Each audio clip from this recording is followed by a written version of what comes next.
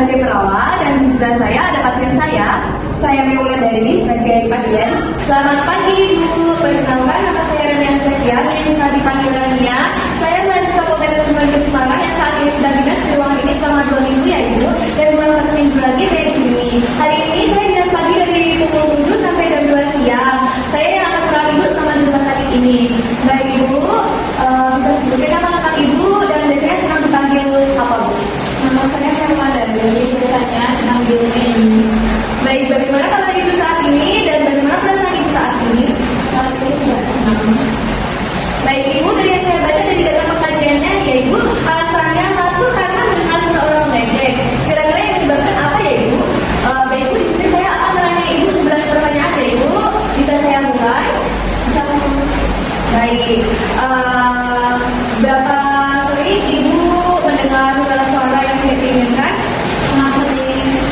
Baik, lanjut. Berapa lama suara yang Ibu dengar berlangsung? Baik, dari mana Ibu merasa suara itu didengar ya? Dari telinga. Baik, seberapa keras suara yang Ibu dengar? Lumayan keras. Apakah Ibu yakin suara itu berasal dari diri sendiri atau luar? Dari luar.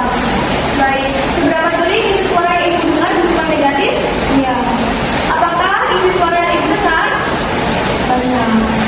Baik, lanjut. Seberapa sering Ibu merasa tidak nyaman karena suara yang Ibu dengar? Iya. Lanjut ya Ibu. Seberapa besar ketidaknyamanan yang Ibu rasakan saat ini? Bisa banget terus.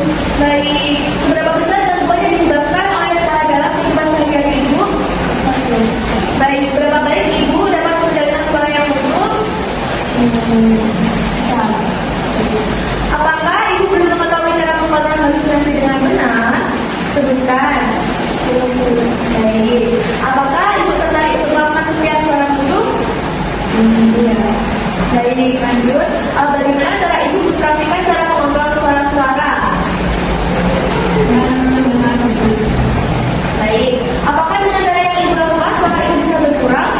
Iya. Baik. Bagaimana kalau kita berdiskusi tentang cara mengontrol halusinasi dengan mengerti ya Ibu? Apakah Ibu bersedia? Baik. Apakah Ibu belum mampu mengidentifikasi adanya halusinasi? Misalnya suara yang tidak didengar oleh orang lain. Apakah Ibu tidak bisa membedakan antara realita dengan halusinasi? Belum. Baik. Apakah Ibu butuhkan teknik mengontrol halusinasinya? Tidak. Baik Ibu. Berapa lama Ibu mau berbincang-bincang? Bagaimana kami ngobrol Ibu? Terus. Baik, Ibu ingin berbincang-bincang di mana? Di sini aja terus. Baiklah, di sini aja ya Ibu. Baik, kamu ya Ibu. Hari ini kita akan belajar cara-cara mengontrol halusinasi. Bagaimana kalau kita ambil cara yang pertama dahulu yaitu dengan mengerti. Apakah Ibu sudah mengerti apa yang dimaksud mengontrol halusinasi dengan teknik mengerti? Terus. Baik, yaitu cara mengontrol halusinasi khususnya suara-suara dengan cara menolak atau memarahi suara tersebut secara tegas.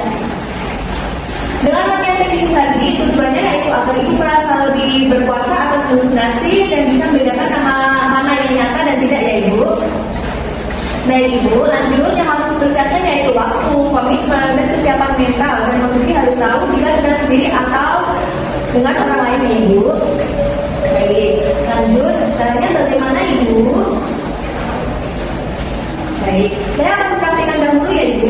Baru Ibu mempraktikkan kembali apa yang telah saya lakukan. Ketika sedang sendiri, Ibu bisa menggunakan cara ini.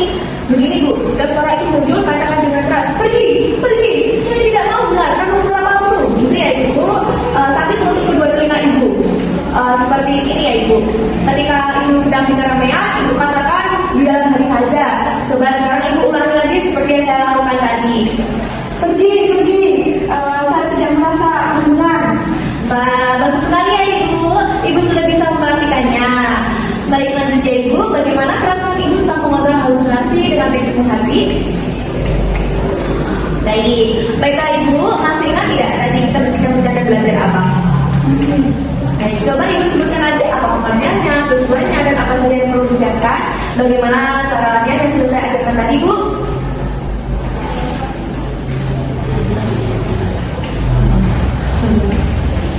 Baik, bagus sekali Ibu. Sekarang mari kita masukkan ke dalam jadwal ya Ibu.